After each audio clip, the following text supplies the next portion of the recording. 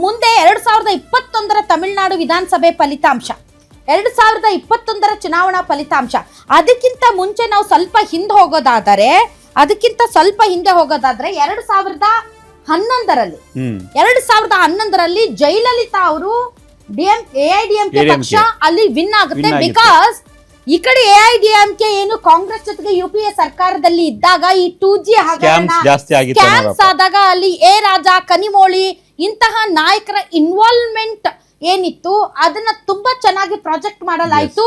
ಆಗ ಅಮ್ಮ ಜಯಲಲಿತಾ ಇದ್ರು. ಸೊ ಹೀಗಾಗಿ 2011ರಲ್ಲಿ ಎಐಡಿಎಂಕೆ ಅಲ್ಲಿ ಜಯಬೇರಿ ಬಾರಿಸುತ್ತೆ.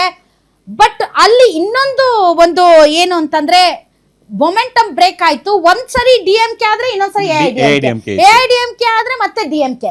ಬಟ್ 2011 ನಂತರ 2016ಕ್ಕೆ ಮತ್ತೆ ಜಯಲಲಿತಾ ಅಗೇನ್ ವಿನ್ ಆಗ್ತಾರೆ.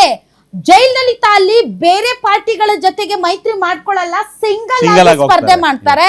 ಸಿಂಗಲ್ ಆಗಿ ಸ್ಪರ್ಧೆ ಮಾಡಿ ಮತ್ತೆ ಅಧಿಕಾರಕ್ಕೆ ಬರ್ತಾರೆ.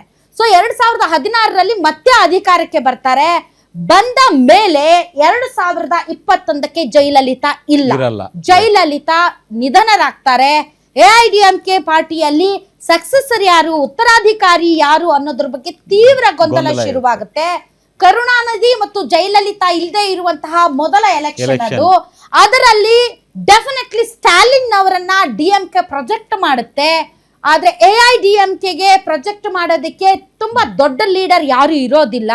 ಬಹಳಷ್ಟು ರಾಜಕೀಯವಾಗಿ ಶಶಿಕಲಾ, ದಿನಕರನ್ ಸಪರೇಟ್ ಪಾರ್ಟಿ ಮಾಡ್ತಾರೆ. ಹೀಗಾಗಿ ಅಲ್ಲಿ ಗೊಂದಲಗಳು ಸೃಷ್ಟಿ ಆಗ್ತವೆ.